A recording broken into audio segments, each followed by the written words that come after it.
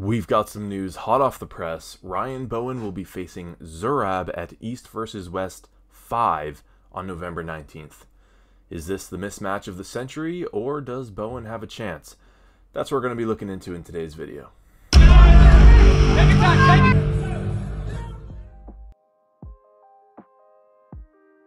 Welcome back for another pre-match analysis. If you are new to the channel, please consider leaving a like and subscribe.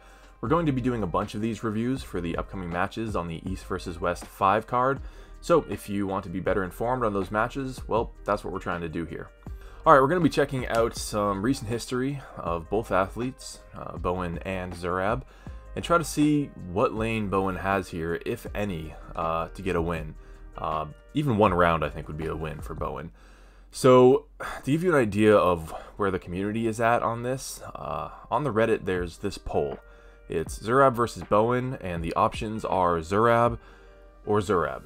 So, fair to say, Bowen is an enormous underdog. People are confused on why this match got set up in the first place. They're saying that, you know, it's just a ploy to get more pay-per-view sales and get more views. Some people, you know, think Bowen has a real chance at winning, and you know, both of those things can be true at the same time. There is no doubt, whether you like him or hate him, Bowen is good for your card. If Bowen is on the card, you're going to get more eyes on the screen. It's just that simple. He's a good commentator too, so I believe he'll be doing that at East vs. West 5 as well. So I guess might as well throw him a match. So why Zurab of all people? My best guess is that Chance Shaw just beat Zurab, and a few years back, Bowen beat Chance. Now, there's a few caveats there that we'll get into, but that's the best kind of connect the dots logic I could come up with for how this match came about. But it's happening. It's going down. So let's do a little analysis here and see what we come up with. So we're going to start with Zurab. He's been at the past 3 East vs. West. I think the only one he hasn't been at is the first one. And he's pulled Ron Bath, Jon Berserk, and recently Chance Shaw. So let's start with Ron Bath here. All the videos are going to be in the description. We're not going to watch the whole things. It's best that you go to the channels who upload them and support them. So we're just going to watch a little snippet to get a taste of what happened and talk about what we can take away from it. So here we have Zurab versus Ron Bath, and this was a war, an incredible match. We went all over the place, long battles, career-ending death wars, as Neil would put it. And here's the final round. It's 2-2, and let's take a look. For 30 minutes, can we just stop? Shoulder. Yeah. I want to see it. I want to see it. One more round. Wrist on wrist, Zurab shoots that hook. That's where he likes to be. That's where he's the strongest, and manages to overpower Ron at the end there. Now again, this was a 3-2 victory for Zurab, so it's fair to say that these two athletes are pretty close in terms of level. Great match, link in the description. So that's our first data point. Zurab beats Ron barely. Next up at East vs. West 3, this is uploaded May 24th, 2022. Jon Berserk versus Zurab, and it's 1-1 right now, and this is a very interesting round. I think it will be harder to get in a hook, but still manages. And again, Zurab shoots in, gets his wrist compromised right at the end, and then still has a ton of horsepower on that flop press that he starts going to, and manages to get the pin on Jon Berserk. Now that's a very short list of people who can say they've pinned Jon Berserk, and Zurab is now on that list. So it gives you an idea of the caliber of puller that he is, and very importantly, he can pull without his wrist. Right, we just saw him bring Jon to the pad without his wrist. So this dude has horsepower, both, you know, with wrist flexion and a hook, and if he has to resort to that flop press, he can do that too. So it's not as simple as, you know, can Bowen top roll Zurab? Because even if he does, well, there's a monster waiting for him in the closet. So also important to note here is that Jon had to work for this top roll. To get in a hook, but still manages. Right, you can see Jon shaking, trembling a bit as Zurab's hand is starting to go. So that's good to see because it gives us kind of an anchor point. Bowen needs to have a top roll around the same level of Jon Berserk in order to crack Zurab's wrist. And I mean, I can't I can't see that happening. I can't say that he does. I don't think we have the data to say that. Although Bowen did just release a video saying he's training his butt off. He's going to be ultra prepared for this. But yeah, that was a very interesting round because, again, Berserk just had enough to crack his wrist, so Berserk is our anchor point for the kind of pronation and back pressure needed to crack Zurab. All right, next we have Zurab versus Chance Shaw, and this was August 12th, so pretty recent. And let's take a look. I think he's going for that flop press. Ready, go! Oh. Yeah, that was the story pretty much every round. Chance blew through him, pretty easy, again, compromising Zurab's hand. And that's really the key to victory, I think, against Zurab. Taking his hand early before he can really get his shoulder behind and get that press going. So Chance put on a clinic there on how to beat Zurab. And as mentioned, going back a few years, Bowen did beat Chance, right?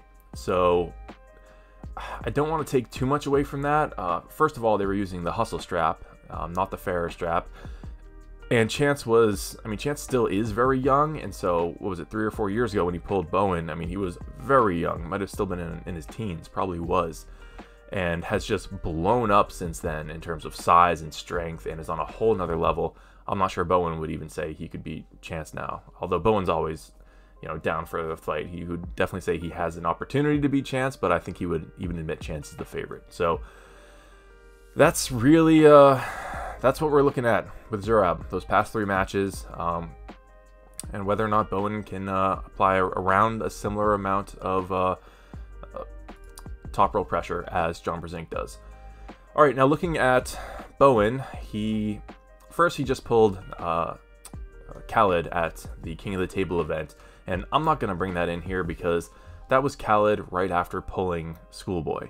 And I mean right after, like a couple hours after a pretty grueling super match against Schoolboy. Khalid then had a super match with Ryan Bowen and lost that. But I mean, what can you really take away from that? What a weird situation that was. So, not going to talk too much about that. Don't think there's much value there. We can say that Bowen pulled Bogan. This was at Arm Wars. When was this put up? September 16th, but the match happened a little before that.